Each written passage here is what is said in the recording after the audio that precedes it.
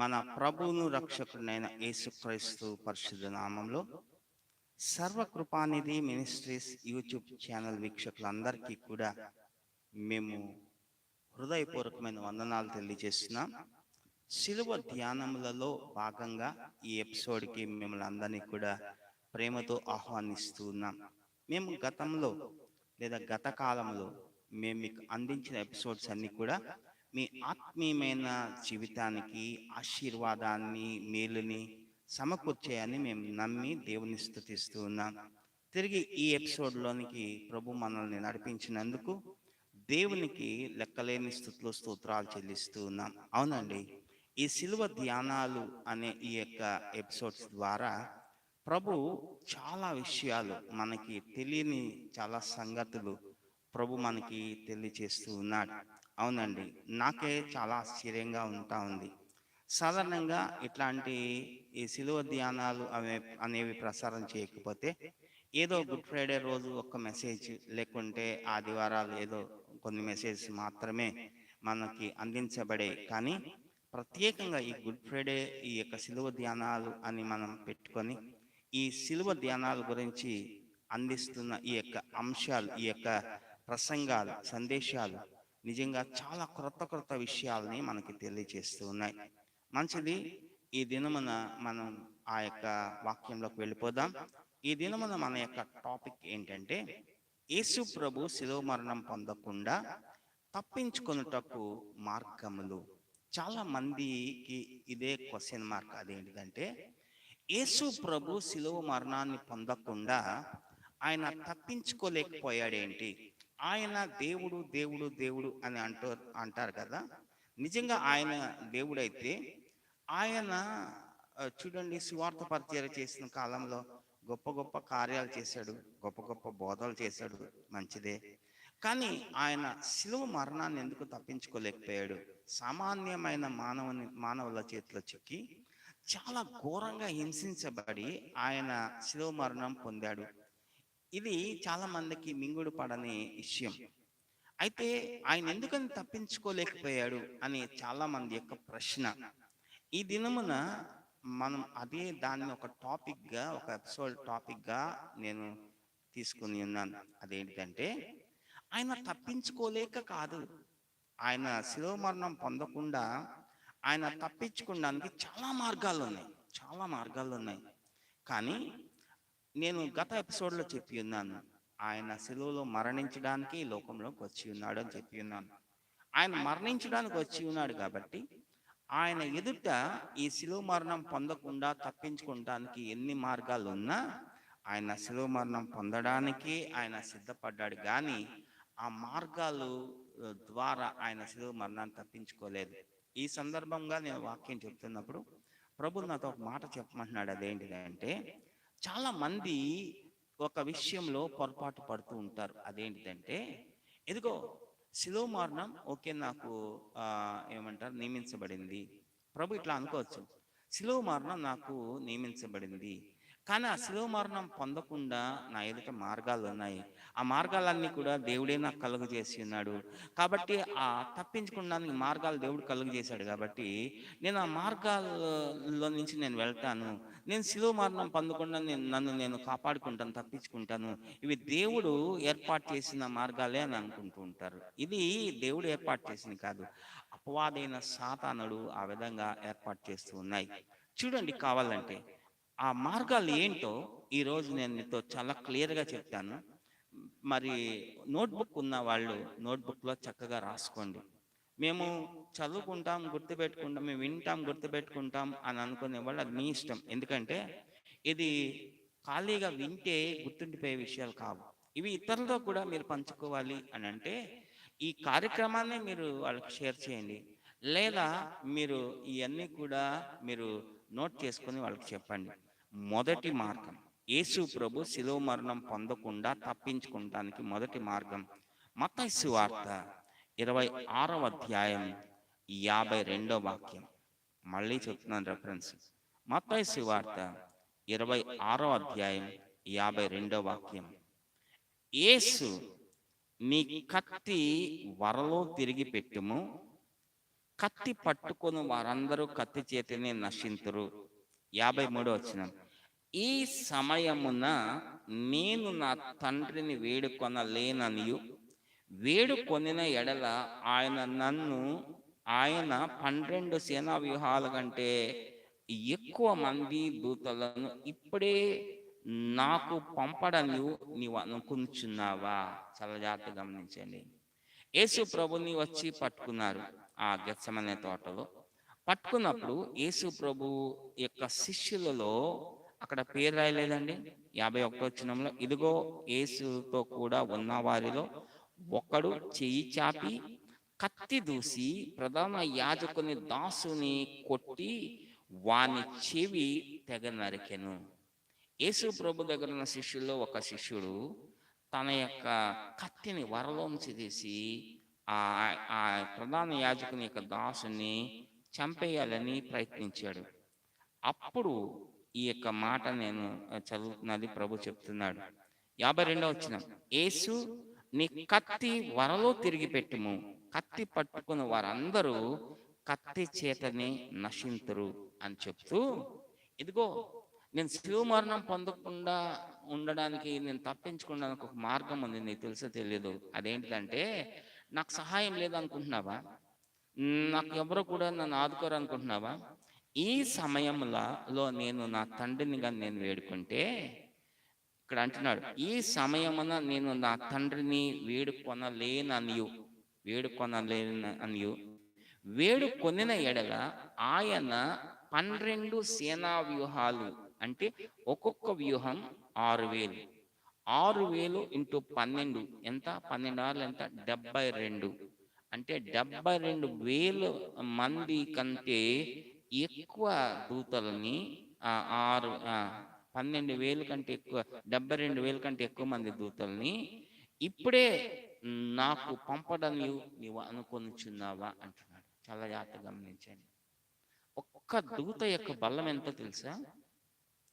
అష్షూరీయుల దండుపేటలోనికి చొచ్చి ఒక్క దూత, అష్షూరుల దండుపేట అంటే పాత నిబంధనలు మనం చూస్తాం, ఇరాక్ సైనికులు. ఆ ఇరాక్ సైనికులు ఒకే ఒక్క రాత్రిలో, ఇరాక్ సైనికులు లాంటి వాళ్ళని ఒకే ఒక్క రాత్రిలో ఒకే ఒక్క దూత వెళ్ళి 1,50,000 మందిని చంపివేశాడు. ఒకే ఒక్క దూత.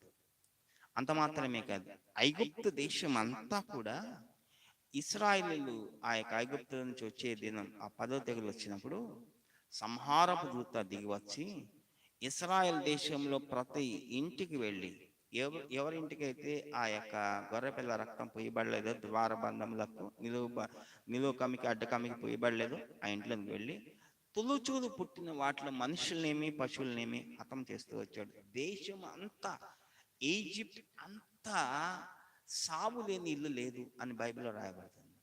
చూడండి, ఒక్క రాత్రిలో ఒక్క దూత ఎంత ఇదిగా చేయగలడు. ఇక్కడ అంటున్నాడు, నేను నా తండ్రిని వేడుకొనలేననియు, వేడుకొనిన ఎడల ఆయన 12 సేనా వ్యూహాల కంటే ఎక్కువ మంది దూతలను ఇప్పుడే నాకు పంపడని నువ్వు అనుకుంటున్నావా అంటున్నాడు ఆ కత్తి దూసిన ఆ యొక్క శిష్యునితో. వాస్తవంగా ప్రభుని పట్టుకోవడానికి వచ్చిన వాళ్ళు 250 మందే. కానీ ప్రభు అంటున్నాడు, వీళ్ళు 250. నేను నా తండ్రిని వేడుకుంటే ఆయన 72,000 మంది కంటే ఎక్కువ దూతల్ని ఆయన నాకు పంపడా, నాకు సహాయం చేయడానికి. ఒక దూత చాలండి, ఒక దూత వస్తే చాలు ప్రభుకి సహాయం చేయడానికి. నేను చెప్పాను కదా ఇందాక, ఒక దూత 1,50,000 మంది ఆ యొక్క ఇరాక్ సైనికుల్ని, అది అష్షూరీయుల దండుపేటలో చొచ్చి వాళ్ళందరినీ కూడా చంపివేశాడు. అయితే ఇక్కడ మనం చూసినట్లయితే యేసు ప్రభు తప్పించుకున్నందుకు అదొక మార్గం. ఆయన తండ్రిని వేడుకుంటే తండ్రి ఆ దేవదూతలను పంపించేవాడు, ఆ దేవదూతలు ప్రభుకు సహాయం చేసేవాళ్ళు. ప్రభు శిలువ మరణం పొందకుండా తాను తప్పించుకునేవాడే. చాలా మంది అనుకున్నారు ఏమనంటే, ఈయన రాజు అంటున్నాడు, ఈయన దేవుని కుమారుడు అంటున్నాడు. నిజంగా పిలాతుకి చాలా ఎగతాళి. అది కూడా ఒక ఎపిసోడ్లో ఒక టాపిక్ వస్తుంది. అదేంటంటే, ఒక టాపిక్లో ఒక మాట, నీవు రాజువా అని అడుగుతాడు పిలాతు. ఆయన ఉద్దేశం ఏంటంటే, రాజు అయితే నీ రాజ్యం ఏది, నీ సింహాసనం ఏది, నీ యొక్క సైనికులు ఏది, నీ యొక్క ఆ యొక్క ఏమంటారు ప్రజలేరి, ఇదే ఆయన యొక్క ఉద్దేశం. పిలాతుకున్న పాపం తెలియక ఆ విధంగా అంటున్నాడు. అయితే ఇక్కడ మనం చూసినట్లయితే చూడండి, ప్రభువుకి సహాయం చేయటానికి, ప్రభుని రక్షించడానికి అంతమంది దేవదూతల్ని పంపిస్తాడు. అవునండి, మనల్ని కూడా కీర్తన గ్రంథం రాస్తాడు, నీ పాదములకు రాయి తగలకుండా ఆయన నిన్ను గురించి తన దూతలకు ఆజ్ఞాపిస్తాడు. వారు నీ పాదములకు రాయి తగలకుండా వారు నిన్ను తమ చేతుల మీద ఎత్తి పట్టుకుంటారు. నిన్ను గురించి ఆయన తన దూతలకు ఆజ్ఞాపిస్తాడు. వారు నీ పాదములకు రాయి తగలకుండా నిన్ను తమ చేతుల మీద ఎత్తి పట్టుకుంటారు. మంచిదే. ఇది మొదటి విషయం అండి. యేసు ప్రభు శిలువ మరణం పొందకుండా తప్పించుకోవడానికి ఇది మొదటి విషయం. ఇక రెండో విషయంలోకి మనం వెళ్ళిపోదాం. యోహాను సువార్తలో మనం చూద్దాం. యోహాను సువార్త 18వ అధ్యాయం, యోహాను సువార్త 18వ అధ్యాయం 4వ వచనం నుండి మళ్ళీ చెప్తున్నాను. యోహాను సువార్త 18వ అధ్యాయం 4వ వచనం నుండి, యేసు తనకు సంభవింపబోవు వాటన్నిటి గురించి తనకు సంభవింపబోవన్నీ ఎరిగిన వాడే వారి యొద్దకు వెళ్ళి, మీరు ఎవరిని వెతుకుచున్నారు అని వారిని అడిగాను. గమనించండి, ఎవరిని అడుగుతున్నాడు? ఎవరాళ్ళు? యేసు ప్రభుని పట్టుకున్నానికి 3వ వచనం, కావున యూదా సైనికులను, ప్రధాన యాజకులు, పరిసయ్యులు పంపిన బంట్రోతులను వెంట పెట్టుకొని దివిటీలతోనూ దీపములతోనూ ఆయుధములతోనూ అక్కడికి వచ్చాను. ఎక్కడికి వచ్చాను? ఇక పైన మనం చూసినట్లయితే యేసు ప్రభు ఆయన ఆ యొక్క గెత్సమనే తోటలో తన శిష్యులతో కలిసి ప్రార్థన కోసం వెళ్ళి ఉన్నాడు. 1వ వచనం నుంచి మీరు చూసినట్లయితే, నాకు టైం లేదు ఇవన్నీ కూడా చదివించడానికి. యోహాను సువార్త 18వ అధ్యాయం 1 నుంచి మీరు చూసినట్లయితే, ఇప్పుడు నాకు కావాల్సింది ఏంటంటే వాళ్ళందరూ వచ్చారు. 18వ అధ్యాయం 4వ వాక్యంలో ప్రభువే డైరెక్ట్గా వెళ్ళి వచ్చిన వాళ్ళ దగ్గరికి వెళ్ళి ఆయన అడుగుతున్నాడు, మీరు ఎవరిని వెతుకుతున్నారు అని అడుగుతున్నాడు. వాళ్ళు ఎవరిని వెతుకుతున్నారో వాళ్ళకి తెలుసు. ప్రభు కూడా వాళ్ళు ఎవరి కోసం వచ్చారో ప్రభుకు కూడా తెలుసు. చాలా జాగ్రత్తగా వినండి. వాళ్ళు ఎందుకు వచ్చారు, ఎవరి కోసం వచ్చారో ప్రభుకు తెలుసు. మళ్ళీ ఏమి ఎరగనట్టుగా అడుగుతున్నాడు. 5వ వచనం, 18వ అధ్యాయం 5వ వచనం, వారు నజరేయుడైన యేసు నని ఆయనకు ఉత్తరం ఇయ్యగా, యేసు ఆయనను నేనే అని వారితో చెప్పాను. ఆయనను అప్పగించిన యూదాయు వారి యొద్ద నిలిచుండెను. 6వ వచనం, ఆయన నేనే ఆయననని వారితో చెప్పగా వారు వెనుకకు తగ్గి నేల మీద పడిరి. చాలా జాగ్రత్తగా ఇది ఒక మంచి మార్గం. అయ్యా, మీరు ఎవరిని వెతుకుతున్నారు అని అడుగుతున్నాడు ప్రభు. వాళ్ళు చెప్తున్నారు, మేము నజరేయుడైన యేసుని వెతుకుతున్నాం. ఆల్రెడీ యూదా వాళ్ళని తీసుకొని వచ్చి ఉన్నాడు. ఈ సందర్భంగా మీతో ఒక మాట చెప్పాలి. అదేంటంటే, యేసు ప్రభుని పట్టుకున్నందుకు యూదా ఎందుకు అవసరం అయ్యాడు? చాలా మందికి, కొంతమంది తెలుసు, కొంతమంది తెలియదు విషయం. యేసు ప్రభుని బంధించడానికి యూదా యొక్క సహాయం ఎందుకు కావాల్సి వచ్చింది? ప్రధాన యాజకులకి, శాస్త్రులకి, పరిసయ్యులకి, ధర్మశాస్త్రోపదేశకులు, యేసు ప్రభు యొక్క విరోధులకి ఇస్కరియోతు యూదా యొక్క సహాయం ఎందుకని అవసరమైంది అని అంటే, చాలా జాగ్రత్తగా వినండి, నేను చెప్తా. ఆ చరిత్రలో రాయబడిన విషయం ఏంటంటే, యేసు ప్రభు ఎలా ఉన్నాడో యేసు ప్రభు యొక్క శిష్యులు అందరూ కూడా ఆ విధంగానే ఉన్నారంట. కాబట్టి ఇప్పుడు యేసు ప్రభుని పట్టుకోబోయి వాళ్ళు వచ్చి పేతురుని పట్టుకున్నారు అనుకోండి, యేసు ప్రభు పారిపోతాడని వాళ్ళ యొక్క ఆలోచన. లేదా యేసు ప్రభుని పట్టుకోబోయి ఇంకా మిగతా శిష్యులు ఉన్నారు కదా, ఆ యొక్క యోహాను, యాకోబు, ఎవరిని పట్టుకున్నా యేసు ప్రభు పారిపోతాడు అని వాళ్ళు ఆలోచించి, ఇప్పుడు కరెక్ట్ వ్యక్తిని మనం వెళ్ళగానే కరెక్ట్ వ్యక్తిని పట్టుకోవాలి అని వాళ్ళు నిశ్చయించి, మరి 12 మంది యేసు ప్రభుతో పాటు ఉన్న 12 మందిలో యేసు ప్రభు ఎవరు? యేసు ప్రభు కాక 12 మంది ఉన్నారు, అంటే మొత్తం 13 మంది ఉన్నారు. వీళ్ళలో యేసు ప్రభుని మనం కరెక్ట్గా లొకేట్ చేయగలగాలి, కరెక్ట్గా గుర్తించగలగాలి, కరెక్ట్గా మనం పట్టుకోగలగాలంటే ఇప్పుడు 13 మందిలో యేసు ప్రభుతో కలిపి చెప్తున్నా 13 అని. 13 మందిలో ఇప్పుడు ఇస్కరియోతు యూదా వాళ్ళ దగ్గరయ్యాడు కాబట్టి ఆయనే సహాయం చేస్తాడు యేసు ప్రభుని పట్టించడానికి. అవునండి. ఆ యూదా సహాయం లేకపోతే ఎవరికి తెలీదు యేసు ప్రభు ఎవరు అనేది. వాళ్ళందరూ కూడా ఒకే రకంగా ఉన్నారు.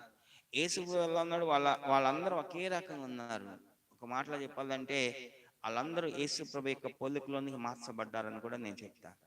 3.5 సంవత్సరాలు ప్రభుత్వ సహవాసం చేశారు, ప్రభుత్వం ఉన్నారు, ప్రభుత్వం తిన్నారు, ప్రభుత్వ సహవాసం చేసేటప్పటికీ వాళ్ళు ప్రభు యొక్క స్వారూప్యంలోనికి మార్చబడ్డారు, స్వరూపంలోనికి మార్చబడ్డారు.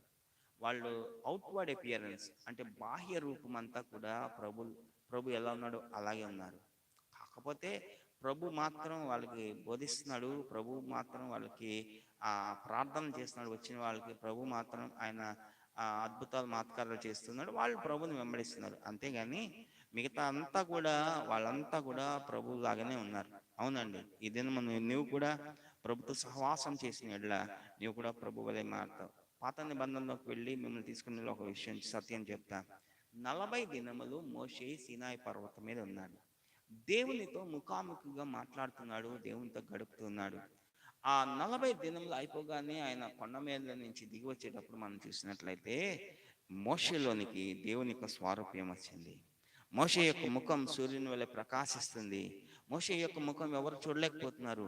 అందుకని మోషే ఏం చేస్తున్నాడంటే తన ముఖం మీద ఆయన ముసుగు వేసుకోవాల్సి వచ్చింది. చూడండి, మనం దేవునితో సహవాసం చేస్తే మనం దేవుని యొక్క స్వరూపాన్ని మనం పొందుతాం. సరే, అది మన సబ్జెక్ట్ కాదనుకోండి. ఇక్కడ ప్రభు ఏం చేస్తున్నాడంటే వచ్చిన వాళ్ళని అడుగుతున్నాడు, ఆయనే వెళ్ళి అడుగుతున్నాడు. ఆయనకి తెలుసు ఆయన కోసం వచ్చారు, ఆయన పట్టుకున్నాక వచ్చారని. అయినా నేను మీతో ముందే చెప్పి ఉన్నాను, ఆయన మరణించడానికే వచ్చాడు కాబట్టి ఆయన పట్టుకొని ఎంత చిత్రహింసలు పెడతారో ఆయనకు తెలుసు. అయినా ఆయన ముందుగానే వెళ్ళి ఇదిగో మీరు ఎవరి కోసం వచ్చారు, మీరు ఎవరిని వెతుకుతున్నారు అని అడిగితే వాళ్ళు చెప్తున్నారు, మేము నజరేయుడైన యేసు కోసం వచ్చాము. అలాగైతే ఆయన ఎవరో కాదు, నేనే, ఇదిగో నన్ను పట్టుకోండి అంటున్నాడు. వాస్తవంగా అక్కడ 2 విషయాలు ఉన్నాయి. ఒకటి, యేసు ప్రభు కోసం వచ్చారా, ఆయన అడుగు అక్కడ ఆల్రెడీ శిష్యులు ఏం చేస్తున్నారంటే ప్రార్థన చేయండి రా బాబు అని ప్రభు అక్కడ వాళ్ళని ఉంచితే వాళ్ళు నిద్రపోతున్నారు. వాళ్ళు నిద్రపోతున్న వాళ్ళని ప్రభు లేచారు. అదుగో ఉన్నారుగా 12 మంది, వాళ్ళలో ఒక్కడే యేసు ప్రభు అని ఎవరో ఒకరిని చూపించవచ్చు ప్రభు. అదొక మార్గం, తప్పించుకున్నాను. చూపించి ఆయన వెళ్ళిపోవచ్చు. 12 మందిలో 12 మంది లేరనుకోండి, ఇస్కరియోతు యూదా వాళ్ళతో ఉన్నాడు కాబట్టి 11 మంది ఉన్నారు. ఆ 11 మందిలో ఎవరో కొన్ని చూపించి ఇదిగో ఈయనే యేసు ప్రభు, ఆయన్ని పట్టుకోండి అని ప్రభు ఎస్కేప్ అయిపోవచ్చు, జారిపోవచ్చు, తప్పించుకోవచ్చు. కానీ ప్రభు అట్లా చేయట్లా. రెండో మార్గం ఏంటి తెలుసా? ఇదిగో మీరు నజరేయుడైన యేసు కోసం వెతుకుతున్నారు కదా, ఆయన ఎవరో కాదు, నేనే, ఇదిగో నన్ను పట్టుకోండి అని 2 చేతులు ప్రభు చాపుతున్నాడు. ఆ చాపినప్పుడు వాళ్ళు వెనుకకు తగ్గి, ఏం రాయబడుతుంది? వారు వెనుకకు తగ్గి 6వ వచనమండి, యోహాను సువార్త 18వ అధ్యాయం 6వ వచనం. ఆయన నేనే ఆయనని వారితో చెప్పగా వారు వెనుకకు తగ్గి నేల మీద పడిరి. వాళ్ళు ఎప్పుడైతే నేల మీద పడిపోయారో ప్రభు మంచి దేవా, నాకు మంచి అవకాశం ఇచ్చి ఉన్నాయన, ఇదిగో ఈ యొక్క దుర్మార్గులైన వాళ్ళ చేతిలో చిక్కకుండా, ఈ శిలువ మరణం పొందకుండా చూడు వాళ్ళు పడిపోయారు అని చెప్పి వాళ్ళు లేచేలోపు ప్రభు అక్కడి నుంచి జారుకోవచ్చు, అక్కడి నుంచి తప్పుకొని వెళ్ళిపోవచ్చు. నిజంగా అది ఒక గొప్ప మార్గం. కానీ ప్రభు అలా చేయట్లేదు. ఇది రెండో విషయం. శిలువ మరణం పొందకుండా ప్రభు తప్పించుకోవడానికి ఇది ఒక రెండవ మార్గం. ఇక మూడో విషయాన్ని మనం చూద్దాం. యోహాను సువార్త 18వ అధ్యాయం 31వ వాక్యం. బైబిల్స్ ఉన్న వాళ్ళందరూ కూడా తీయండి. యోహాను సువార్త 18వ అధ్యాయం 31వ వాక్యం. అక్కడ మనం చూస్తున్న విషయం ఏంటి అని అంటే, పిలాతు, మీరు అతనిని తీసుకొని పోయి మీ ధర్మశాస్త్రము చొప్పున అతనికి తీర్పు తీర్చుడి అనగా అంటున్నాడు. అంటే ఈ యొక్క మూడో విషయం ఏంటో తెలిసిన, ధర్మశాస్త్ర ప్రకారము మీరు ఆయన శిక్ష విధించండి అని పిలాతు ప్రభుని తిరిగి వాళ్ళకి అప్పగించేస్తూ ఉన్నాడు. ఇది నిజంగా ఒక మంచి అవకాశం ప్రభుకి. ఎందుకంటే ధర్మశాస్త్ర ప్రకారంగా యేసు ప్రభుకి శిక్ష విధించడానికి లేదు. ఎందుకంటే యేసు ప్రభు మీద వాళ్ళు మోపుతున్న నేరాలన్నీ కూడా అవి కల్పించబడినవి, అవి అబద్ధపు సాక్ష్యములు, అబద్ధపు నేరములు. అవి నిజమైనవి కాదు. వాటికి ధర్మశాస్త్రంలో శిక్ష లేదు. ప్రభు మీకు ఇంకో మాట చెప్తా. ఈ మాట వచ్చింది కాబట్టి చెప్తున్నాను. చాలా మంది ఏమనుకుంటారంటే ప్రభు ధర్మశాస్త్రాన్ని కొట్టివేయడానికి వచ్చాడు అనుకుంటారు. కాదు కాదు, ఆయన ధర్మశాస్త్రాన్ని నెరవేర్చడానికే వచ్చాడు కానీ కొట్టివేయడానికి రాలేదు. అయితే ఇక్కడ మనం చూసినట్లయితే ఆ పిలాతు చూడండి, ఆయనకి ధర్మశాస్త్రం తెలియదు. అయితే అందుకనే ఆయన ఏమంటున్నాడు, పిలాతు మీరు అతను తీసుకొని పోయి మీ ధర్మశాస్త్రం, చూడండి మన అనట్ల, మీ ధర్మశాస్త్రం చొప్పున అతనికి తీర్పు తీర్చండి అంటున్నాడు. చాలా జాగ్రత్తగా గమనించండి. ధర్మశాస్త్రం గురించి నీకు తెలీదు. వాళ్ళు ధర్మశాస్త్రోపదేశకులు, శాస్త్రులు, పరిసయ్యులు, ప్రధాన యాజకులు, వాళ్ళందరికీ ధర్మశాస్త్రం బాగా తెలుసు. అయితే ధర్మశాస్త్రానుసారంగా ప్రభుకి వాళ్ళు శిక్ష వేయటానికి లేదు. కారణం ఏంటంటే ప్రభు ధర్మశాస్త్రాన్ని వ్యతిరేకించలేదు, ధర్మశాస్త్రానికి విరోధంగా ప్రవర్తించలేదు, ధర్మశాస్త్రాన్ని మీరలేదు. ఆయన ధర్మశాస్త్రాన్ని నెరవేర్చడానికి వచ్చి నెరవేరుస్తున్నాడు. కాబట్టి నిజంగా ఆ ధర్మశాస్త్ర ప్రకారంగా ఆయనకు శిక్ష విధించాలి అని అంటే వాళ్ళు విధించలేరు. నిజంగా ఆయన తప్పించుకోవడానికి అది ఒక మంచి మార్గం. ధర్మశాస్త్రానుసారంగా ఆయనకు శిక్ష పడదు. ధర్మశాస్త్రం నెరవేర్చే వాడికి ధర్మశాస్త్రానుసారంగా శిక్ష పడదు. ఇంకా నన్నుగాని అడిగితే వాళ్ళకే ధర్మశాస్త్రానుసారంగా శిక్ష పడాలి. ప్రభు చాలాసార్లు చెప్పాడు, వాళ్ళు చెప్పే మాటలు మీరు వినండి కానీ వాళ్ళు చేసేది చేయదు. కారణం ఏంటంటే వాళ్ళు ఎంత కాడికి కూడా ధర్మశాస్త్రాన్ని చెప్తారు కానీ ఆ ధర్మశాస్త్రానుసారంగా వాళ్ళు నెరవేర్చరు, ఆ ధర్మశాస్త్రానుసారంగా వాళ్ళు జీవించరు అని వాళ్ళ గురించే ప్రభు చెప్తూ ఉన్నాడు. కాబట్టి ఇక్కడ మనం చూసినట్లయితే అది మూడవ మార్గం. ప్రభు శిలువ మరణాన్ని తప్పించుకుంటానికి ఆయన ముందు ఉంచబడిన మూడో మార్గం. ఇక నాలుగో విషయాన్ని మనం చూద్దాం. అదేంటంటే యోహాను సువార్త 18వ అధ్యాయం 36వ వాక్యం. మళ్ళీ చెప్తున్నాను, యోహాను సువార్త 18వ అధ్యాయం 36వ వాక్యం. అక్కడ ఉన్న మాటను నేను చదువుతున్నాను. బైబిల్ ఉన్న వాళ్ళు తీసి చూడండి, లేని వాళ్ళు రాసుకోండి, జాగ్రత్త వినండి. యేసు, నా రాజ్యము ఈ లోక సంబంధమైనది కాదు. నా రాజ్యము ఈ లోక సంబంధమైనదైతే నేను యూదులకు అప్పగించబడకున్నట్లు నా సేవకులు పోరాడుదురు గాని నా రాజ్యము ఇహ సంబంధమైనది కాదు. చాలా జాగ్రత్తగా గమనించండి. ఇది శిలువ మరణం తప్పించుకోవడానికి ఇది ఒక మార్గం. ప్రభువే చెప్తున్నాడు, నా రాజ్యం కానీ ఇహ సంబంధమైనదైతే అసలు ఇక్కడ వరకు వచ్చేది కాదు కథ అంతా. నేను మీకు అప్పగించబడకుండా మీరు నన్ను పట్టుకోవడానికి వచ్చినప్పుడే నా సేవకులు వాళ్ళు మీతో విరోధంగా పోరాడే వాళ్ళే. అవునండి, అప్పటికి యేసు ప్రభు సువార్త పరిచర్య చేసి 3.5 సంవత్సరాలు అవుతా ఉంది. ఆయన యూదయ, గలిలయ, సమరయ అనేక ప్రాంతాలలో ఆయన తిరిగి సువార్త పరిచర్య చేసి ఉన్నాడు. ఆయన నమ్మిన వాళ్ళు చాలా మంది ఉన్నారు. నిజంగా నన్నుగాని అడిగితే ప్రభు యొక్క రాజ్యం ఇహ సంబంధమైనదైతే ఆయన శిలువ మరణం ఎప్పుడు పొందుతాడో ఆయన ముందే తెలుసు కాబట్టి, ఆ యొక్క సమయం ఆయన ఎరిగి ఉన్నాడు కాబట్టి, ఆ టైం కల్లా కూడా ఆయన రాజ్యం ఇహ సంబంధమైనదైతే గుంపు ప్రజలను పోగు చేసుకొని వాళ్ళతో విరోధంగా పోరాడేవాడే. ఇప్పుడు రాజ్యాల మధ్య, రాజుల మధ్య యుద్ధాలు ఎలా జరిగాయో జరుగుతూ ఉన్నాయో ఆ విధంగా ఆయన యొక్క సేవకులు పోరాడే వాళ్ళే అని ప్రభు చెప్తున్నాడు. ఇది ఒక శిలువ మరణం తప్పించుకోవడానికి ఇది ఒక మార్గం. ఆల్రెడీ ఒక శిష్యుడు, యేసుప్రభు శిష్యుడు ఆ యుద్ధాన్ని ప్రారంభించడానికి కత్తి వరలోంచి దూసి ఆ ప్రధాన యాజకుని యొక్క చెవి తెగ నరికినప్పుడు ప్రభువే చెప్తున్నాడు, నీ కత్తిని వరలో పెట్టేసే, కత్తి పట్టుకొని వాళ్ళందరూ కత్తితోనే నశిస్తారు అని. ఆయన ఈ విధంగా యుద్ధాలు చేసి రాజ్యాలు జయించి ఆయన ఒక రాజుగా ఉండవలసిన అవసరం ఆయనకి లేదు. కాబట్టి ఇక్కడ మనం చూసినట్లయితే యేసు ప్రభు శిలువ మరణం పొందకుండా తప్పించకుండా ఒక మార్గం. ఆయన సేవకుల్ని ప్రిపేర్ చేసి, ఆయన సేవకుల్ని సిద్ధపరిచి, ఆయన సేవకుల్ని రెడీగా ఉంచి ఆ యొక్క రోమా ప్రభుత్వానికి విరోధంగా తిరుగుబాటు చేయించి ఆ రోమా ప్రభుత్వాన్ని జయించి ఆయన శిలువ మరణం తప్పించుకోవచ్చు, లేదా ఆ రోమా ప్రభుత్వపు చక్రవర్తిగా ఆయన అవ్వచ్చు కూడా. కానీ ఆయన ముందు ఆ మార్గం ఉంచబడిన ఆయన ఆ మార్గాన్ని ఆయన ఎంచుకొనలేదు. తర్వాత ఐదవ విషయం, యేసు ప్రభు శిలువ మరణం పొందకుండా తప్పించుకోవడానికి ఐదవ మార్గం. ఇదే 18వ అధ్యాయం, యోహాను సువార్త 18వ అధ్యాయం, ఇదే అధ్యాయంలో 38వ వాక్యం. అందుకు పిలాతు, సత్యం అనగా ఏమిటి అని ఆయనతో చెప్పాను. అతడు ఈ మాట చెప్పి బయటనున్న యూదుల యొద్దకు తిరిగి వెళ్ళి, అతని యందు ఏ దోషమును నాకు కనబడలేదు. చాలా జాగ్రత్తగా వినండి.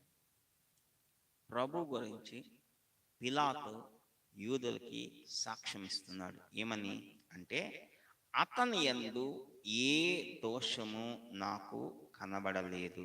ఇది చాలా అండి. అంటే పిలాతు యేసుప్రభుని విచారించి అతనిని నిర్దోషిగా డిక్లేర్ చేస్తున్నాడు. ఆ మాట పట్టుకొని ప్రభు శిలువ మరణాన్ని తప్పించుకోవచ్చు. ఇదిగో నేను నిర్దోషిని, నాకు శిలువ మరణం ఎందుకు అని ప్రభు అక్కడ ఒక తిరుగుబాటును లేపచ్చు, ఒక రెవల్యూషన్ లేపచ్చు. నన్ను మీరు చంపడానికి వీల్లేదు అని ఎదురు మాట్లాడచ్చు. ఆయన తను తాను డిఫెండ్ చేసుకోవచ్చు, డిఫెన్సివ్లో చేసుకోవచ్చు. కానీ ఆ మార్గం ఆయన ఎదుట ఉంచబడిన ఆయన ఏ మాత్రం కూడా ఆయన నోరు తెరవడం లేదు. ఆయన శిలువ మరణం పొందడానికే వచ్చి ఉన్నాడు కాబట్టి ఆయన పొందడానికి ఆయన సిద్ధపడుతూ ఉన్నాడు. తర్వాత ఇంకొక విషయాన్ని కూడా చూద్దాం. అదేంటంటే, యేసు ప్రభు శిలువ మరణం పొందకుండా తప్పించుకుంటానికి ఇంకొక మార్గం. ఇప్పటి వరకు మనం 5 చూసినాం, ఇప్పుడు 6 చూడబోతున్నాం. అదేంటంటే, యోహాను సువార్తలో 18వ అధ్యాయం 39వ వాక్యం. మళ్ళీ చెప్తున్నాను, యోహాను సువార్త 18వ అధ్యాయం 39వ వాక్యం. అయినను పస్కా పండుగలో నేను ఒకరిని మీకు విడుదల చేయు వాడుక కలదు కదా. పిలాతు చెప్తున్నాడండి అక్కడున్న ప్రజలతో ఈ మాటలు. అయినను పస్కా పండుగలో నేను ఒకరిని మీకు విడుదల చేయు వాడుక కలదు కదా. నేను యూదుల రాజును విడుదల చేయుటకు మీకు ఇష్టమా అని ఆయన వారిని అడిగాను. చూడండి, ఈ పద్ధతి ఆ యేసు ప్రభు కాలం నుంచి వస్తూ ఉంది. ఈ రోజుల్లో కూడా మనం చూస్తే ఇండిపెండెన్స్ డే అప్పుడు లేదా రిపబ్లిక్ డే అప్పుడు సత్ప్రవర్తన కలిగిన ఖైదీల్ని ప్రభుత్వం విడుదల చేస్తూ ఉంటుంది. ఇదేదో కొత్తగా మన వాళ్ళు కనిపెట్టారని అనుకోవద్దు.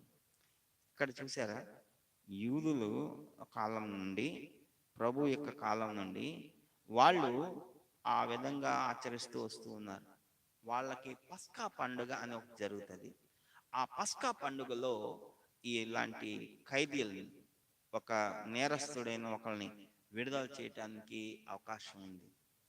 పిలాతు అడుగుతున్నాడు, ఈ యూదుల రాజుని నేను విడుదల చేయటానికి మీకు ఇష్టమా అంటున్నాడు. నిజంగా యేసు ప్రభు శిలువ మరణాన్ని తప్పించుకున్నాను, అదొక మంచి అవకాశం. ఒక ఖైదీని విడుదల చేయాలి, ఒక నేరస్తుడిని విడుదల చేయాలి. ఇప్పుడు ఈయన ఒక ఖైదీలాగా ఒక నేరస్తుడుగా ఉన్నాడు కాబట్టి ఈయన్ని విడుదల చేయాలి. నేను విడుదల చేయమంటారా అని అడుగుతున్నాడు. అయితే చూడండి 40 వచనం. అయితే వారు వీనిని వద్దు, బరబ్బాను విడుదల చేయమని మరలా కేకలు వేసిరి. ఈ బరబ్బ బందిపోటు దొంగ. చాలా జాగ్రత్తగా గమనించండి. ఆ పిలాతు చాయిస్ వాళ్ళకి ఇస్తున్నాడు, ఆ యొక్క యూదులకి. పస్కా పండుగలో ఒకరిని విడుదల చేయాలి. ఇప్పటికే ఇద్దరే ఉన్నారు, ఒకడు యేసు ప్రభు, ఒకడేమో బరబ్బా. ఇద్దరిలో ఎవరిని విడుదల చేయమంటారు అని అడుగుతున్నాను. మీకు ఇంకో మాట చెప్పనా, అదేంటంటే ఆల్రెడీ నేరస్తులు అనేవాళ్ళు, నేరస్తులైన వాళ్ళు చాలా మంది ఉన్నారు. కానీ వీళ్ళిద్దరే కనిపిస్తుంది. విడుదల చేయమంటారా, ఈ యొక్క బందిపోటు దొంగ అయిన బరబ్బాని విడుదల చేయమంటారా అంటే ప్రజలందరూ కేకలు వేస్తున్నారు, ఏనొద్దు, ఈ యూదుల రాజుని విడుదల చేయొద్దు, అదిగో ఆ బందిపోటు దొంగ అయిన బరబ్బానే విడుదల చేయండి, ఆయనే మాకు కావాలని. బైబిల్లో మనం చూసాం, చదివాను, కేకలు వేస్తున్నారంట. కేకలు. చూడండి, ఈ యేసు ప్రభు శిలువ మరణం తప్పించుకున్నానికి ఇది ఒక మంచి మార్గం. ఇది 6వ పాయింట్. ఇక 7వ పాయింట్లో మనం కానీ చూసినట్లయితే యోహాను సువార్త 19వ అధ్యాయం. బైబిల్స్ ఉన్న వాళ్ళందరూ కూడా తీయండి. యోహాను సువార్త 19వ అధ్యాయం 1 నుంచి 4 వచనాలు. అప్పుడు పిలాతు యేసును పట్టుకొని ఆయనను కొరడాలతో కొట్టించెను. రెండవ వచనం, సైనికులు ముండ్లతో కిరీటమును అల్లి ఆయన తల మీద పెట్టి, మూడవ వచనం, ఊదా రంగు వస్త్రం ఆయన తొడిగించి ఆయన యుద్ధకు వచ్చి, యూదుల రాజా నీకు శుభం అని చెప్పి ఆయనను అరచేతులతో కొట్టిరి. నాలుగవ వచనం, పిలాతు మరలా వెలుపలికి వచ్చి, చూడండి చూడండి ఇక్కడే చూడండి, నాలుగవ వచనం, పిలాతు మరలా వెలుపలికి వచ్చి, ఇదిగో ఈయన యందు ఏ దోషమును నాకు కనబడలేదని మీకు తెలియబడినట్లు ఈయనను మీ యొద్దకు వెలుపలకు తీసుకొని వచ్చుచున్నానని వారితో అనెను. చూడండి, పిలాతు ఆయన వంతు ఆయన ట్రై చేస్తున్నాడు ప్రభుని విడిపించాలి. నిజంగా పిలాతు యేసు ప్రభుకి పిలాతు యొక్క సహకారం ఉంది అని చెప్పాలి. పిలాతు నిజంగా యేసు ప్రభుని ఆ విధంగా కొట్టి చిత్రహింసలు పెట్టేటప్పటికీ అదంతా చూసి పిలాతుకే యేసు ప్రభు అంటే జాలి కలుగుతా ఉంది. పిలాతుకే యేసు ప్రభు అంటే జాలి కలుగుతా ఉంది. ఆ నడినెత్తి మొదలుకొని అరికాల వరకు ఆయన శరీరం అంతా రక్తం ప్రవహిస్తా ఉంటే, నిజంగా రక్తం చిందిస్తూ ఉన్న వ్యక్తిని చూసి ఎలాంటి వాళ్ళకైనా జాలి కలుగుతుంది. ఆ జాలి కలిగే వాళ్ళలో పిలాతు నెంబర్ 1. చూడండి, ఇప్పటికే ఆయన్ని ఘోరంగా హింసించాం, ఘోరంగా శిక్షించాం, ఇంకా శిలువ మరణం ఎందుకు? ఆయన్ని ఇంత ఇదిగా హింసించిన తర్వాత, శిక్షించిన తర్వాత ఇంకా శిలువ మరణం ఎందుకు అని పిలాతు ఏం చేస్తున్నాడంటే, యేసు ప్రభుని విడుదల చేయాలి. ఆయన్ని అలా అలా ఉండడం చూసైనా ప్రజల యొక్క మనసు కరుగుతుందేమో, అలాంటి వాడినైనా చూసైనా అని అనుకుంటూ ఉన్నారండి. చాలా జాగ్రత్తగా గమనించండి. ఇంకో పని చేస్తున్నాడు. జస్ట్ అలా నేను వెలుపలికి తీసుకొని వస్తాను, ఈయన యందు నాకు ఏ దోషం కనబడలేదు అని చెప్పాడు. అది ఒక్కటి ప్రభు ఎదుట ఉంచబడిన మార్గం, శిలువ మరణం పొందకుండా తప్పించకుండా ఉంచబడిన మార్గం. కనీసం ఆ విధంగా గాయపరచబడిన ఆయన్ని చూసైనా ప్రజలు కనికరించి, పోనీలే ఆయన ఇంతగా శిక్షించారు కదా, వదిలేస్తే పోనీలే, ఆయన బతుకుతే బతుకుతాడు, సస్తే సస్తాడు అని అలా అంటారేమో అని పిలాతు ప్రయత్నించాడు. అది ప్రభు ఎదుట ఉంచబడిన మార్గం. రెండోది, లూకాసు వార్త 23వ అధ్యాయం 15 నుంచి చదువుతున్నాను, చాలా జాగ్రత్తగా వినండి. మళ్ళీ చెప్తున్నాను. లూకాసు వార్త 23వ అధ్యాయం 15వ వచనం నుండి, హేరోదునకు కూడా కనబడలేదు. హేరోదు అతనిని మా యొద్దకు తిరిగి పంపాను కదా, ఇదిగో మరణంకు తగినదేది ఇతడు చేయలేదు, కాబట్టి నేను అతనిని శిక్షించి విడుదల చేయుదనని వారితో చెప్పగా. పిలాతు ప్రజలతో ఇంకో మాట చెప్తున్నాడు. ఇందాక నేను చదివింది ఒక మాట అయితే యోహాను సువార్తలో, ఇదిగో ఇక్కడ రెండో మాట చెప్తున్నాడు. నేను ఈ మనుషుడిని హేరోదు దగ్గర పంపించాను. హేరోదు కూడా ఈ మనిషిని విచారించాడు. హేరోదు కూడా ఈయన మీద మోపబడిన నేరం వల్ల ఏది కూడా హేరోదు కనుగొనలేకపోయాడు. కాబట్టి హేరోదు తిరిగి ఇతన్ని మళ్ళీ మన దగ్గరికే పంపించాడు. చూడండి, ఆధారాలతో చెప్తున్నాడు. యేసు ప్రభు ఆయన నిర్దోషి, ఏ పాపం లేనివాడని ఆధారాలతో చెప్తున్నాడు. తిరిగి మా దగ్గరికి పంపించాడు. ఇదిగో మరణంకు తగినదేది ఇతడు చేయలేదు, కాబట్టి నేను అతన్ని శిక్షించి నేను విడుదల చేస్తాను అని వార్త చెప్తున్నాను. ఇది నిజంగా ఎంత గొప్ప మార్గం అండి. యేసు ప్రభు శిలువ మరణం పొందకుండా తప్పించకుండా ఎంత గొప్ప మార్గం. అయినా చూడండి, యేసు ప్రభు ఆ మార్గాన్ని ఎంచుకోవడం లేదు. ప్రజల యొక్క జాలిని పొంది నేను విడుదల పొందాలి, నేను శిలువ మరణం పొందకుండా తప్పించుకోవాలి అని ఆయన ఏమాత్రం కూడా ప్రయత్నం చేయట్లేదు. ఇది 7వ విషయం. 8వ విషయంలోకి వెళ్దాం. మత్తయి సువార్త రాసుకుంటున్నారని నేను అనుకుంటున్నాను. రాసుకోకపోతే రాసుకోండి, లేదా రాసుకోలేని వాళ్ళు ఉంటే ఈ మెసేజ్ యూట్యూబ్ ఛానల్లోనే ఉంటుంది.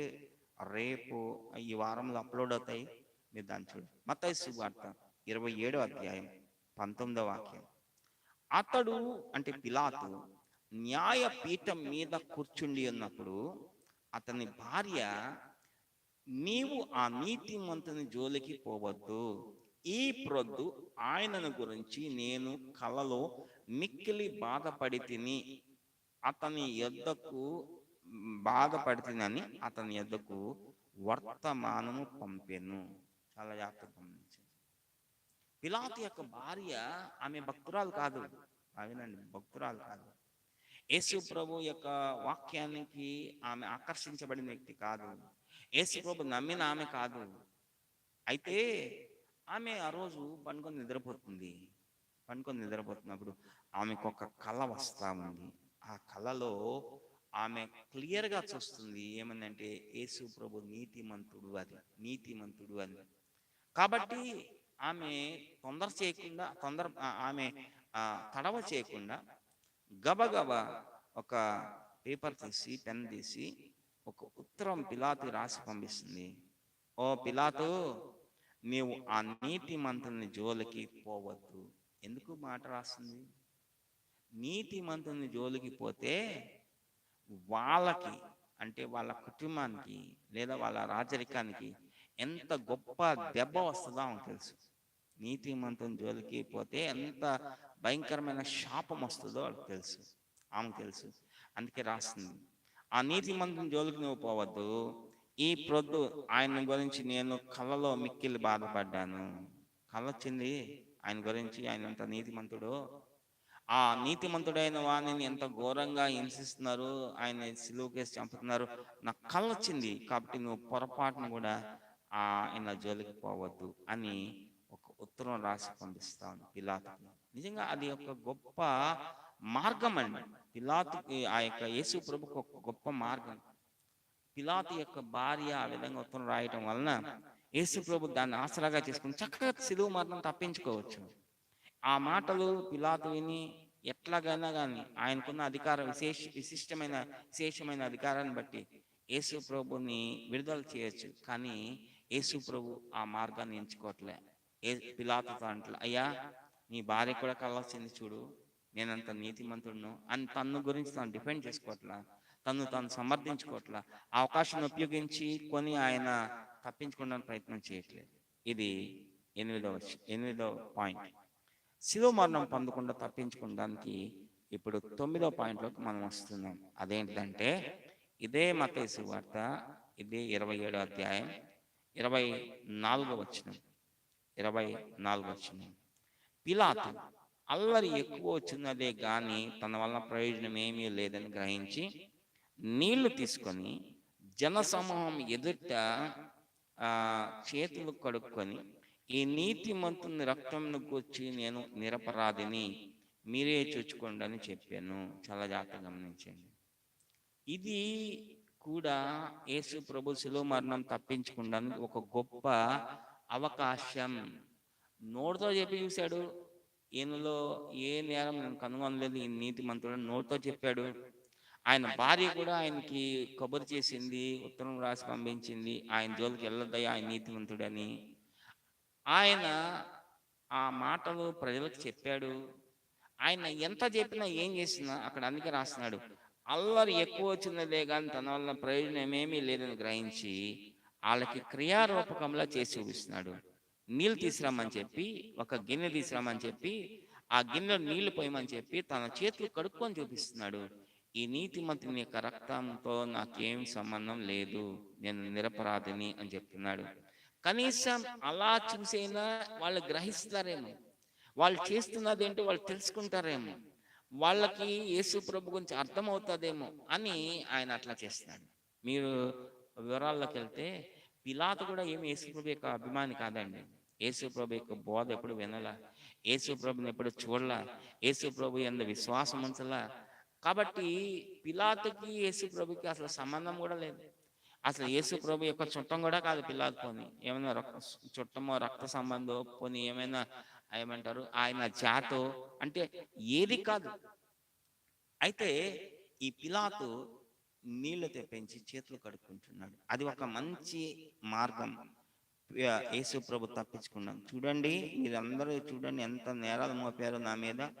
చూడండి, ఈ న్యాయాధిపతి సింహాసనం న్యాయపీఠం మీద కూర్చున్న ఆయన లేచి చేతులు కడుక్కుంటున్నాడు. చూడండి, నేనెంత నిర్దోషినో, నేనెంత నిరపరాధినో, మీరు అనేకమైన అనవసరంగా అన్ని కూడా అన్యాయంగా నా మీద నేరాలు మోపుతున్నారని యేసు ప్రభు అన్ని తప్పించుకోవచ్చు. కానీ ఆయన ఆ విధంగా చేయట్లేదు. యేసు ప్రభు తప్పించుకోవడానికి ఇది ఒక మార్గం. ఇక 10వ పాయింట్ అండి, ఇదే 27వ అధ్యాయం, మత్తయి సువార్త 27వ అధ్యాయం 39వ వచనం నుండి 39వ వచనం నుండి. ఆ మార్గమున వెళ్ళుచుండిన వాళ్ళు తలలూచుచు 40వ వచనం, దేవాలయమును పడగొట్టి 3 దినములో కొట్టువాడా, నిన్ను నీవే రక్షించుకొను. ఆ తర్వాత రక్షించుకొను, నీవు దేవుని కుమారుడు అయితే శిలువ మీద నుండి దిగుమని చెప్పుచు ఆయనను దూషించిరి. అలాగే శాస్త్రులను, పెద్దలను, ప్రధాన యాజకులను కూడా ఆయనను అపహసించుచు, వీడు ఇతరులు రక్షించను, తను తానే రక్షించుకొనలేడు, ఇశ్రాయేల్ రాజు కదా, ఇప్పుడు శిలువ నుంచి దిగినట్లా వాణ్ణి నమ్ముదుము. 43 వచనం, వాడు దేవుని యందు విశ్వాసం ఉంచెను, నేను దేవుని కుమారుడని చెప్పుకొనెను గనుక ఆయనకిష్టుడైతే ఇప్పుడు వాణ్ణి తప్పించునని చెప్పిరి. 44, ఆయనతో కూడా సిలువ వేయబడిన బందిపోటు దొంగలను అలాగే ఆయనను నిందించారు. ఇక్కడండి 2 విషయాలండి. ఒకటి, నీవు రాజు అన్నావు కదా, ఇశ్రాయేల్ రాజు అన్నావు కదా, నువ్వు రాజు అయితే నువ్వు శిలువ నుంచి దిగిరా అంటున్నారు. రాజు ఏంటి, శిలువ మీద వేలాడటం ఏంటి, దిగిరా అంటున్నారు. 2, నువ్వు దేవుని కుమారుడు అంటున్నావు కదా, అదే 43 వచనంలో, నువ్వు దేవుని కుమారుడు అంటున్నావు కదా, దేవుని యందు విశ్వాసం ఉంచాను అంటున్నావు కదా, నువ్వు నిజంగా దేవునికి ఇష్టడైతే ఆయన ఇప్పుడు నేను తప్పిస్తాడు. ఎలా తప్పిస్తాడో లేదో చూద్దాం, తప్పించాలి, ఆయన ఎలా తప్పిస్తాడో చూద్దాం అని వాళ్ళు ఎగతాళిగా మాట్లాడుతున్నారు. అవునండి, నిజంగా ఇది ప్రభు ఎదుట ఉంచబడిన గొప్ప మార్గం. నేను ఇందాకే చెప్పినాను, ఆయన నిజంగా ఈ లోక సంబంధమైన రాజు అయితే ఆయన సేవకులు పోరాడే వాళ్ళే, ఆయన శిలువ మరణం అసలు శిలువ మీదకి ఎక్కకుండా ఉండేవాడే, తప్పించుకునేవాడే. 2, ఇక్కడ అంటున్నారు దేవుని కుమారుడు అయితే, అక్కడ అంటున్నారు ఫస్ట్లో 39వ వచనంలో మనం చూసినట్లయితే అంటున్నారు, ఆ మార్గంలో వెళ్తున్న వాళ్ళు, నీవు దేవుని కుమారుడు అయితే శిలువ నుంచి దిగు, నిన్ను నీవే రక్షించుకో అంటున్నారు. చూడండి, నిన్ను నీవే రక్షించుకో. యేసు ప్రభు ఎదుట ఉంచబడిన మార్గం, ఆయన తను తాను రక్షించుకోలేడా? ఆయన ఒక్క మాట అంటే చాలు. చూడండి, మాట అనకుండానే ఆయన పట్టుకుండా వచ్చిన వాళ్ళు, నేనే మీరు వెతుకుతున్న నజరేయుడైన నేనే, ఇదిగో నన్ను పట్టుకున్నాను, చేతులు 2 చాపినప్పుడే కింద పడిపోయారు వాళ్ళు. తర్వాత ఆయన నోరు తెరిచి ఒక మాట అంటే చాలు, మీరు అందరూ కూడా నాశనం అయిపోదురుగాక, లయం అయిపోదురుగాక అని అంటే వాళ్ళంతా నాశనం అయిపోయేవాళ్ళే, లయం అయిపోయేవాళ్ళే, చచ్చిపోయేవాళ్ళే. లేదా ఆయన్ని సిలువకు వేసి మేకులు కొడుతున్నప్పుడు, లేదా ఆయన్ని కొరడాలతో కొడుతున్నప్పుడు ఆయన వాళ్ళని యొక్క శాపం కానీ పెట్టాడంటే వాళ్ళందరూ కూడా శపించబడిపోయేవాళ్ళే, ఆ పని చేయకుండా వెళ్ళిపోయేవాళ్ళే, వాళ్ళు ఆగిపోయేవాళ్ళే. ఆయన తను తాను రక్షించుకోవడానికి రాలేదు, ఆయన తను తాను రక్షించుకోవడానికి రాలేదు. ఇది ఒక మంచి మార్గం, మంచి అవకాశం.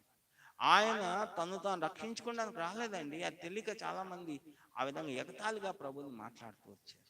ఆయన ఎందుకు ఉంచబడిన మార్గం ఏంటంటే ఆయన రక్షించుకోవచ్చు, వాళ్ళు ఎగతాళి చేసినట్టుగా ఆయన రక్షించుకోవచ్చు. కానీ ఆయన రక్షించుకోవడానికి ఆయన ఏమాత్రం తాపత్రయపడలేదు, ఏమాత్రం ప్రయత్నించలేదు. ఆయన శిలువ మరణం పొందడానికి వచ్చినాడు. చూడండి, 10 విషయాలు ఈరోజు మనం ఈ ఎపిసోడ్లో చూసి ఉన్నాం. యేసు ప్రభు శిలువ మరణం పొందకుండా తప్పించుకోవడానికి ఆయన ఎదుట ఉంచబడిన మార్గాలు, అదే మనంగానైతే 10 మార్గాలు ఉన్నాయండి. ఏదో ఒక మార్గం ద్వారా చక్కగా శిలువ మరణం పొందకుండా ఆయన తను కాపాడుకోవచ్చు కదా అని అంటాము. లేదా మనమే కానీ ఆ సీన్లో ఉంటే మనం ఈజీగా తప్పించుకున్నాం. కానీ ఆయన శిలువ మరణం పొందడానికే వచ్చి ఉన్నాడు, శిలువ మరణం పొంది ఉన్నాడు. ఈ దినమున నా ప్రేమైన దేవుని యొక్క బిడ్డలారా, లేదా ఈ యొక్క కార్యక్రమాన్ని చూస్తున్న ప్రజలారా, ఈ మాటలు మన హృదయాల్లో భద్రపరచుకుందాం. ఆయన ఏ విధంగా శిలువ మరణం పొందుతున్నాడు, ఆయన యొక్క తప్పించుకునే మార్గం ఉన్నా కానీ ఆయన తప్పించుకోకుండా ఏ విధంగా శిలువ మరణానికి పొందడానికి ఆయన తను సిద్ధపరచుకున్నాడు. ఈ దినమున నీ వాక్యం ద్వారా విన్న ప్రతి మాట నీ హృదయంలో భద్రపరచుకో. అందరం కూడా తలలోంచి కళ్ళు మూసుకుందాం, ప్రార్థన చేస్తాం. ఈ దినమున కూడా మరి పరీక్షలు రాసే విద్యార్థుల కొరకు నేను ప్రార్థన చేయబోతున్నాను. కంగారు పడద్దు. ఈ విధంగా ఈ ఎపిసోడ్స్ చాలా వరకు ఎగ్జామ్స్ అయ్యే వరకు మేము పరీక్షలు రాసే విద్యార్థుల కొరకు మానక ప్రార్థన చేస్తామని గుర్తుపెట్టుకోండి. మీరు పరీక్షలు రాసేవాళ్ళు, మీ హాల్ టికెట్స్ ఉంటే హాల్ టికెట్స్ తెచ్చుకోండి. మీ రాసే పెన్స్ ఉంటే పెన్స్ దగ్గర పెట్టుకోండి.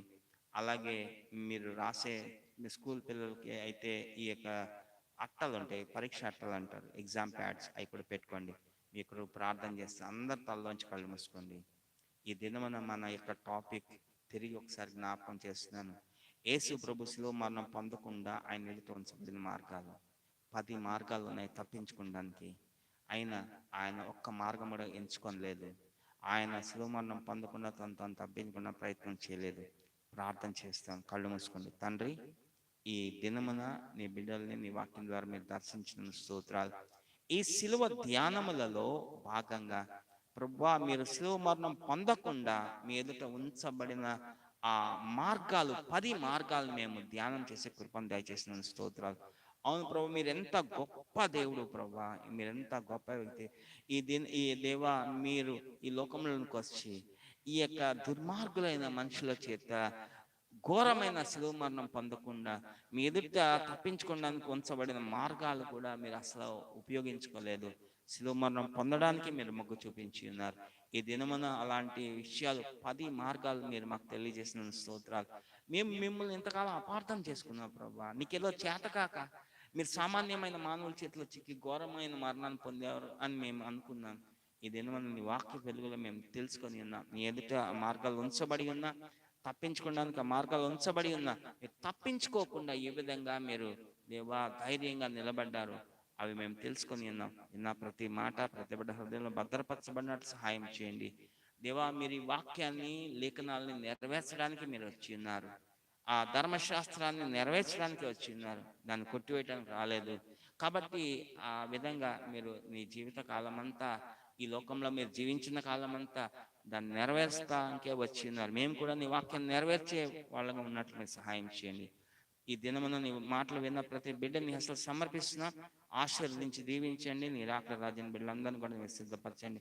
ఎంతమంది బిడ్డలైతే ప్రభువా రోగాలతో బాధపడుతున్నారు వాళ్ళందరినీ కూడా మీరు ముట్టి స్వస్థపరచండి. ఎంతమంది బిడ్డలైతే ప్రభువా ఎగ్జామ్స్ రాస్తున్నారు వాళ్ళని ప్రభువా కనికరించండి. సంవత్సరం అంతా బిడ్డలు కష్టపడి ఉన్నారు, బిడ్డల యొక్క పరీక్షలో గొప్ప జయాన్ని దయచేయండి. బిడ్డలు చేయి పట్టి మీరు రాయించండి ప్రభువా. బిడ్డలకు మంచి జ్ఞానాన్ని దయచేయండి, ఎగ్జామ్ రాయడానికి కావాల్సిన కృపను దయచేయండి. ఎగ్జామ్ అంతా కూడా మంచిగా రాయాలి, మంచి రిజల్ట్తో పాస్ అవ్వాలి. ఆశ్చర్యమైన కార్యాలు బిడ్డల జీవితాన్ని మీరు జరిగించండి దేవా. ఈ వాక్యాన్ని ప్రతి బిడ్డ ఆ వాక్యానుసారంగా జీవించినట్లు సహాయం చేయండి. ఈ వాక్యంలో ఉన్న సత్యాలు బిడ్డలు గ్రహించాలి. ఈ మెసేజ్ అనేక మందికి బిడ్డలు షేర్ చేయాలి, తద్వారా వాళ్ళు కూడా ఆత్మీయమైన మేళ్ళు ఆశీర్వాదాలు పొందాలి. సమస్త ఘనత మహిమ ప్రభావాలు మీరే పొందు. ఈ మెసేజ్ ద్వారా నీ రాజ్యం కట్టబడును గాక ప్రభువా, నీ నామానికి మహిమ కలుగును గాక. సమస్త ఘనత మహిమ ప్రభావాలు మీరే పొందుకోమని యేసు నామంలో అడిగి పెట్టుకొని ప్రార్థిస్తున్నాం తండ్రి, ఆమేన్. తండ్రి అయిన దేవుని యొక్క ప్రేమ, కుమారుడైన యేసుక్రీస్తు కృప, పరిశుద్ధాత్మ యొక్క అన్యోన్య సహవాసము, సమాధానం ఈ కార్యక్రమాన్ని చూస్తున్న బిడ్డలందరికీ దేవుని అక్కడ పర్యంతం సదాకాలం తోడే ఉండి నడిపించును గాక. ఆమేన్, ఆమేన్, ఆమేన్. గమనించండి, ఈ యొక్క మెసేజ్ ఈ యొక్క యూట్యూబ్ ఛానల్లో ఉంటుంది, మీరు మాటిమాటికి చూడండి. ఈ మెసేజే కాదు, ఈ సిలువ ధ్యానాలు అన్నీ ఉంటాయి, ఇంకా అనేకమైన మెసేజెస్ ఉన్నాయి. మా ఛానల్ని మీరు సబ్స్క్రైబ్ చేసుకోకుండా ఉన్న వాళ్ళు ఉంటే సబ్స్క్రైబ్ చేసుకోండి. ఇంకా అనేక మందికి ఛానల్ని పరిచయం చేయండి, తద్వారా ఈ సందేశాలన్నీ కూడా వాళ్ళు కూడా వినిపించిన వాళ్ళు అవుతారు. ఇది మీరు ప్రభు యొక్క శిలువ మరణం సందర్భంగా ప్రభుకి ఇచ్చే సరైన నివాళి. ఆయన శిలువ మరణం సందర్భంగా మీరు ఆయనకి ఘటించే గొప్ప నివాళి. ఇది మీరు తెలుసుకోండి. మీ అందరినీ కూడా దేవుడు తన యొక్క కృపలో భద్రపరచును గాక, అత్యధికంగా ఆశీర్వదించి దీవించును గాక.